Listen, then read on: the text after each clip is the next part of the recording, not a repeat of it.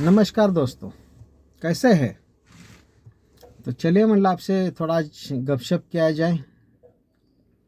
तो आज इस टॉपिक पे वीडियो बनाई जाए कि आपने हाल ही में सुना होगा दो चार चार पाँच दिन पहले कि हमारे महाराष्ट्र के जो अजीत दादा पवार थे उनका विमान क्रैश में देहांत हो गया। तो अभी भी महाराष्ट्र उस सदमे से बाहर नहीं निकला है। बहुत उनके पार्टी के या जो भी महाराष्ट्रियन लोग हैं उनको ऐसा लगता है कि एक बुरा सपना है कि अजीत दादा किधर चले गए, वापस आएंगे। लेकिन रियलिटी है कि वो अभी वापस नहीं आएंगे। लेकिन उनका काम ही ऐसा था कि लोग उनको भूल नहीं पा रहे हैं। भले उनके पार्टी का वो अपोजिशन हो, तो सबके दिल में एक है कि भाई लीडर हो तो अजीत दादा जैसा हो। तो अजीत दादा उप मुख्यमंत्री थे महाराष्ट्र के। उनका एक काम करने का एक अलग अंदाज था। आप कभी भी उनको उनके स्पीच सुन सकते हैं, सोशल मीडिया पे है, प्लेटफॉर्म पे है। तो उनके स्पीच कभी ऐसे बोरिंग नहीं होते थे। उसमें एक अलग अंदाज होता था, गांव की भाषा हुआ करती थी, चुटकुले हुआ करते थे, ग्रामीण भाषा में जो आप कहते हैं ना हंसी मजाक। और वो गांव से आते थे। हिंदी में ज़्यादा उनकी पकड़ नहीं थी, मराठी में बोलते थे। तो बहुत अच्छा लगता था उनको सुनने, उनका काम करने के तरीक़ों से। तो वही वो फिर ऐसे कभी स्पीच में पब्लिक का जोश देख के बहकावे में थोड़ा उल्टा सीधा उनके मुंह से निकलता था। तो उसमें भी न्यूज़ बना के उनको नहीं क्या रिपोर्टर परेशान करते थे। तो वो थोड़ा सा ध्यान रखते थे। तो लोगों ने भी थोड़ा समझना चाहिए, गाँव गाँव से वो मिट्टी से निकले थे। तो एक अच्छी पर्सनालिटी थे। प्रशासन पे उनका बहुत अच्छा कमांड था। बहुत अर्ली उठ के उनका काम शुरू हो, 6 बजे उनके दौरे स्टार्ट होते थे। बताइए, अभी 6 बजे से लेके बंदा रात को सोने तक पब्लिक के काम में लगा रहता था। लेकिन अभी वही होने के कोई टाल नहीं सकता। अभी क्या है, अब वो कुछ चीज़ें अपने हाथों में नहीं होती है।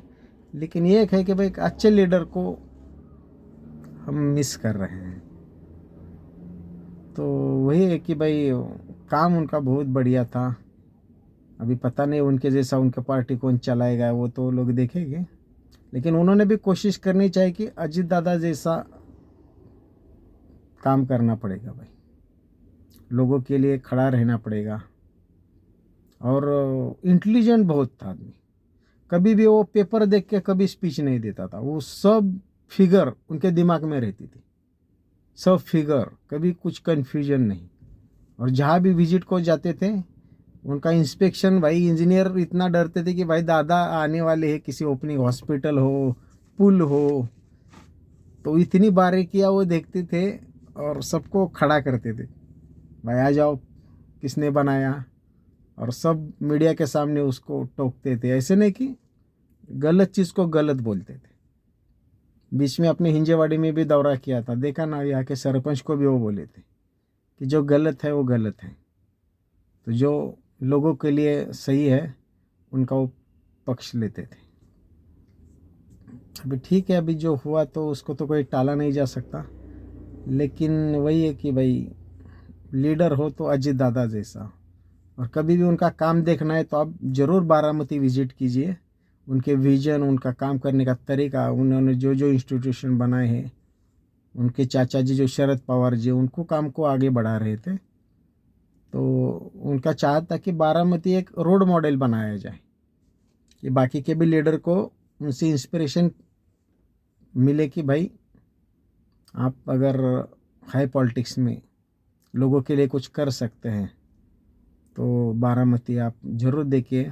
हम भी उन्हीं के बाजू के कॉन्स्टिट्यूशन में रहते हैं, हम भी उनके कॉन्स्टिट्यूशन में जाके पढ़े हैं। मेरे सब भाई बहन भी उनके वहाँ पे पढ़े थे। तो वही है कि भाई एक अपना प्राउड फीलिंग आता है, नहीं क्या।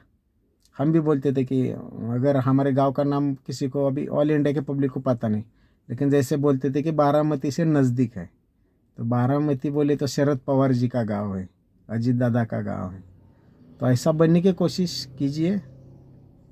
अभी ठीक है, अभी देखेंगे कैसा अभी लोग तो उनको कभी नहीं भूल पाएंगे, क्योंकि उनके काम ऐसा था, लोगों का लिए रिच था, गरीबों से लेके बड़ों लोगों तक उनका है।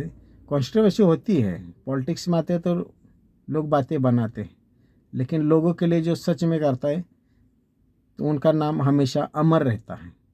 अभी भी जब भी कोई भी बच्चे से लेके बूढ़े तक अजीत दादा बोले तो उसके आँख में पानी आएगा कि भाई एक अच्छा लीडर को हम खो दिए। तो मतलब चलिए उससे आपको बात किया जाए कि लीडर कैसा होना चाहिए। चलिए नमस्कार, बाय बाय।